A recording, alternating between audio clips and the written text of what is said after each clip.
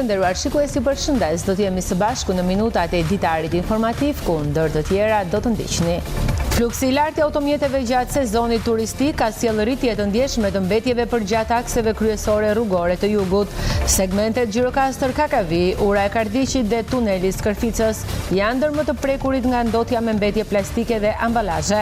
Autoriteti rrugor shqiptar apelon për më tepër përgjegjësi, duke ju kërkuar drejtuesve të mjeteve dhe bizneseve që mbetje të hidhen vetëm në vendet e përcaktuara. Programet e punësimit kanë ndikuar në uljen e numrit të familjeve që trajtohen me ndihmë ekonomike në Bashkinë e Këlqyerës. Sipas të dhënave vendore, aktualisht 142 familje përfitojnë ndihmë ekonomike, ndërsa rreth 40 persona janë integruar në tregun e punës. Bujqësia mbetet një nga sektorët prioritar të Bashkisë Tepelen. Në këtë kuadër janë pastruar rreth 8 kilometra kanale vaditëse parësore në njësitë administrative, duke përmirësuar furnizimin me ujë për mbi 300 hektar tokë bujqësore.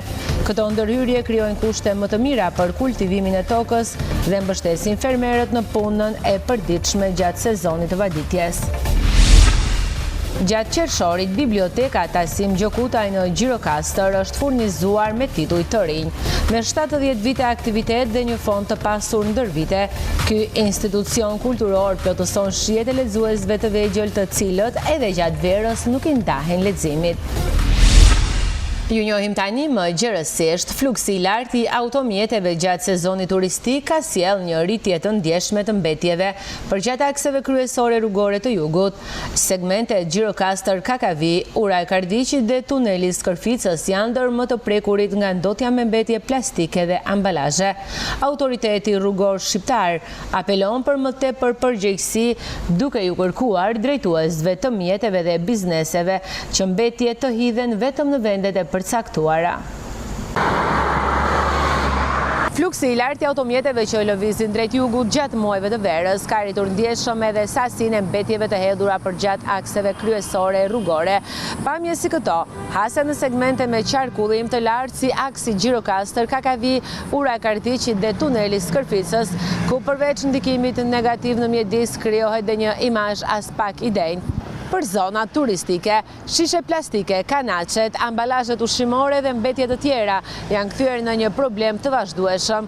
Sipas drejtorit të autoritetit rrugor jugor në Gjirokastër, Andi Shkurta, rritja e numrit automjeteve dhe vizitorëve është shoqëruar edhe me shtimin e mbetjeve, të cilat hidhen jo vetëm nga drejtuesit e automjeteve, por edhe nga subjektet të cilat ushtrojnë aktivitetin e tyre në këto zona. Ne kemi ndërhyrje aty, kemi bërë aksione, po këto aksione duhet bërë, nuk i bëjmë dot ne, sepse ne kemi kapacitete për mirëmbajtje rrugës, jo për të pastruar mbetjet urbane. Bashkë me Bashkinë të bëjmë një ndërhyrje, duke filluar nga Kordoca deri në Subash, nga nyja e Kardiqit deri në tunel. Duhet disiplinë e fortë. Ata i bën mal me kuti e mbeturina dhe gjithë ky furnizim që marrin njerëzit me kruasan, patatina e bidona, i shpërndajnë duke konsumuar dhe gjithë Kardiqi dhe Elbinën. Pavarësisht ndërhyrjeve të vazhdueshme për pastrimin e akseve, situata vijon të përsëritet, duke kërkuar një angazhim më të madh nga të gjithë përdoruesit e rrugës. Banorët e zonës shprehen se ndotja është bërë më e dukshme gjatë muajve të verës, ndërsa kërkojnë më tepër përgjegjësi nga qytetarët për ruajtjen e pastërtisë. Duhet pastërti, nuk duhet të hidhet, duhet hidhen për kosha, edhe janë gjatë des mund të vinë dhe një kosh për shembull, kur shkojnë të këtij hedhen. Pastërtia duhet, ajo dihet. Jo të hapin xhamat e të hedhen nga dritarja. Duhet në një qesë të këtij hedhen në kosh. Nga autoriteti rrugor jugor theksohet se mirëmbajtja e infrastrukturës nuk kufizohet vetëm tek gjendja e rrugës, por edhe tek ruajtja e pastërtisë së saj. Ndaj apeli shkon për të gjithë drejtuesit e mjeteve dhe bizneset që operojnë përgjatë këtyre akseve që mbetje të depozitohen vetëm në vendet e përcaktuara. Programet e punësimit kanë ndikuar në uljen e numrit të familjeve që trajtohen me ndihmë ekonomike në Bashkinë e Këlqyerës. Sipas të dhënave vendore, aktualisht 142 familje përfitojnë ndihmë ekonomike, ndërsa 40 persona janë integruar në tregun e punës. Për muajin korrik është parashikuar edhe mbështetje shtesë për personat me aftësi të kufizuara. Numri familjeve që përfitojnë ndihmë ekonomike në Bashkinë e Këllëcyrës ka pësuar ulje krahasuar me një vit më parë. Aktualisht në të gjithë territorin e bashkisë, përfshirë edhe njësitë administrative, janë 142 familje që trajtohen me ndihmë ekonomike. Sipas specialistës së ndihmës ekonomike në Bashkinë e Këllëcyrës, Drita Abazi, kjo rënje lidhet me efektet pozitive të programit të punësimit, të cilat kanë krijuar mundësi që një pjesë e përfituesve të sigurojnë të ardhurat përmes punës dhe të dalin nga skema e ndihmës ekonomike. Te Bashkia e Këllëcyrës bashkë me të gjitha njësitë administrative janë 142 familje që marrin ndihmë ekonomike. Ka zbritje, por shumë pak se janë të punësuar.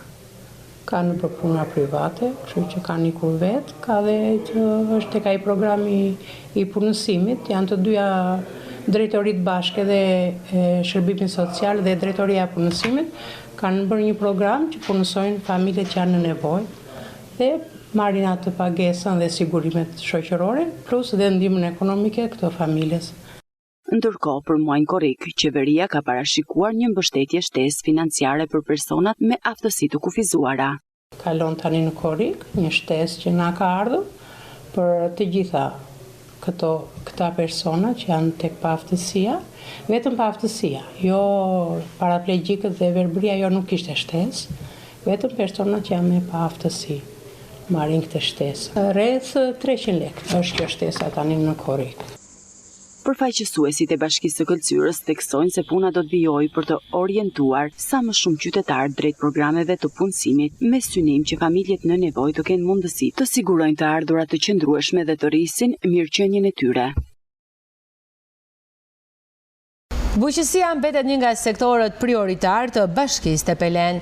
Në këtë kuadër janë pastruar rreth 8 kilometra kanale vaditëse parësore në njësitë administrative, duke përmirësuar furnizimin me ujë për mbi 300 hektar tokë bujqësore. Këto ndërhyrje krijojnë kushte më të mira për kultivimin e tokës dhe mbështesin punën e fermerëve gjatë sezonit të vaditjeve. Në njësitë administrative të Bashkisë Tepelen është kryer pastrimi kanaleve vaditëse për t'i ardhur në ndihmë fermerëve gjatë sezonit të ujitjes dhe për të garantuar një ecuri të mirë të punëve bujqësore. Në njësinë qendër janë rreth 1800 hektar tokë. Deri tani janë pastruar rreth 8 kilometër kanale parësore në njësitë Kodër, Luzat, Dukaj e të tjerë, të cilat do të ndihmojnë për vaditjen e rreth 300 hektarëve tokë. Në lidhje me sezonin e verës, Bashkia Tepelen ka marrë gjitha masat, që edhe fermerëve të vinë në ndihmë në këtë stinë të thatë. Kryesisht në njësinë qendër janë rreth 1800 hektar toka, mbi ujë dhe nën ujë. Kryesisht vaditjet e ka kanale parësore janë pastruar gjithë kanalet parësore, janë rreth 8 kilometra kanale, kryesisht në Kodër, në Luzat, në Dukaj, po kështu janë në monitorim dhe në kapacitet të plot të rezervuaret e Dukajve për ujitjen. Janë rreth 300 hektar thash që do të ujiten. Sipërfaqet bujqësore në Bashkinë Tepelen janë të mbjella kryesisht me kultura njëvjeçare. Kryesisht këto janë të mbjella me kultura njëvjeçare, po kështu edhe me vreshtari dhe ullishte. Jemi gjithmonë në ndjekje të problemeve dhe shqetësimeve me fermerët, duke mbështetur subvencionet që jep qeveria. Rehabilitimi i kanaleve synon jo vetëm përmirësimin e cilësisë së ujitjes, por edhe rritjen e rendimentit bujqësor për fermerët e zonës. Prej brezash, glikoja është një nga simbolet më të njohura të përmetit. Sot, kjo tradit po fiton edhe vëmendje ndërkombëtare. Ekspert të organizatës Slow Food International vizituan punishtet artizanale të qytetit për të vlerësuar mjeshtorim, përdorimin e produkteve vendase dhe ruajtjen e recetave autentike, duke konsideruar glikon një pasuri të rëndësishme të trashëgimisë ushqimore dhe kulturore shqiptare. Punishtet tradicionale të glikos në përmet po tërheqin gjithnjë më shumë vëmendjen e specialistëve ndërkombëtar, të cilët i shohin ato si një pasuri të çmuar të trashëgimisë ushqimore dhe artizanale. Në kuadër të një projekti ndërkombëtar që zbatohet prej 2 dekadash, në disa vende të botës, përfaqësues të organizatës Slow Food vizituan qytetin e Përmetit për të njohur nga afër me traditën e përgatitjes së glikos dhe me punën e artizanëve vendas. My name is Francesco Sottile. Jam Francesco Sotile, profesor I asociuar I agronomist nga Sicilia, Itali, dhe antar I bordit të Slow Food International. Jam këtu për të vizituar disa punishte në kuadër të një projekti që zhvillohet me shumë shtete me synimin për të shpërndarë njohuritë e prodhuesve të vegjël dhe artizanëve, si dhe për të shkëmbyer përvoja mbi biodiversitetin lokal. Qëllimi im është të ndërtojmë një rrjet bashkëpunimi, të forcojmë jetën në komunitet dhe të promovojmë mënyrën e të jetuarit përmes produkteve vendase. Ky produkt synon të mbështes komunitetin që ruan traditat autentike të prodhimit, duke I kthyer ato në një vlerë të qëndrueshme për zhvillimin lokal. The short visit I had up to now. Jemi shumë të lumtur që ndodhemi këtu dhe të ndajmë këtë përvojë me ju. Ky projekt synon të ruajë traditat që rrezikojnë të humbasë dhe të promovojnë biodiversitetin lokal. Këta janë faktorë shumë të rëndësishëm për ruajtjen e kulturës vendase shqiptare. Kemi pasur fatin të provojmë këto produkte të mrekullueshme dhe të takojmë njerëz po aq të mrekullueshëm. Ky është një projekt që po e zhvillojmë prej 20 vitesh.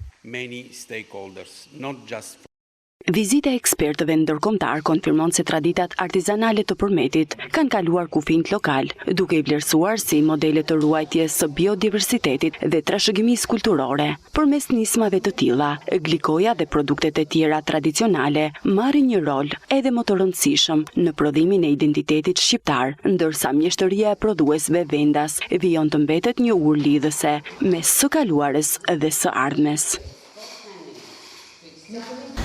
Gjatë qershorit, biblioteka Tasim Gjokutaj në Gjirokastër është furnizuar edhe me tituj të rinj. Me 70 vite aktivitet dhe një fond të pasur ndër vite, ky institucion plotëson shijet e lexuesve të vegjël dhe jo vetëm, të cilët nuk ndahen edhe gjatë verës nga leximi. Edhe gjatë verës, biblioteka Tasim Gjokutaj vazhdon të frekuentohet rregullisht nga fëmijët gjirokastrit, duket se ata nuk e kanë braktisur librin, edhe pse janë në periudhë pushimesh, për ta mbetet një mik I mirë. Tani kam lexuar një libër që quhet Mrekullia, është shumë I bukur dhe flet për një djalë që ka disa deformime në fytyrë dhe që ka frikë të shkojë në shkollë, sepse ka frikë mos e tallin njerëzit. Edhe kam lexuar dhe një libër tjetër që quhet Zemra, I cili flet për një djalë I cili kalon disa aventura në shkollë dhe gjithmonë shkruan një tregim të përmuajshëm që të tregojë se sa e rëndësishme është miqësia. Shumë libra për t'i lexuar sepse ata të ngrenë shumë nivelin kulturor edhe të ngjisin imagjinatën. Libri që kam zgjedhur sot është Gjyshja e Gang nga David Williams. Më duket si një libër I ri? Po. Sa kohë ke që janë antar I bibliotekës? Jo shumë, një muaj. Ke marrë libra gjatë kësaj kohe? Po, kam marrë. Filluar të më pëlqejnë librat, edhe lexoj gjatë javës. Edhe kur shtrim për të fjetur, më lexon Mami Poralla. Edhe kur më lexon Mami Poralla, unë floj gjumë, edhe pastaj lexoj në mëngjes lexoj një libër tjetër. Unë kam lexuar shumë libra dhe çdo herë që kam lexuar libra më duket sikur jam bërë më e zgjuar dhe kam pasur më shumë dije. Më kanë pëlqyer shumë këto libra, edhe dëshiroj që të gjithë fëmijët të vinë të lexojnë nga një libër nga kjo bibliotekë. Këtu po më pëlqejnë shumë dhe është dita e parë që jam regjistruar. Edhe nuk e besoj do që kjo bibliotekë mundej që të ishte kaq e madhe, por më pëlqen shumë. Së fundi, me fondet Bashkisë Gjirokastër, raftet e saj janë pasuruar me tituj të rinj, duke u dhënë fëmijëve më shumë mundësi zgjedhjeje. Jemi në muajin korrik në pushimet verore, por zërat e këndshëm të fëmijëve vazhdojnë që të vinë ende në bibliotekën tonë. Vazhdojnë të lexojnë sepse kanë përveç dëshirës së tyre, ata kanë dhe një listë që duhet që t'ju përmbahen. Unë jam shumë e gëzuar që kohët e fundit na shtuar një numër relativisht I madh librash, diku tek 50 tituj, të cilët janë të gjithë të rinj, botime të reja, por edhe shumë të dashura dhe të kërkuara për fëmijët e bibliotekës tonë.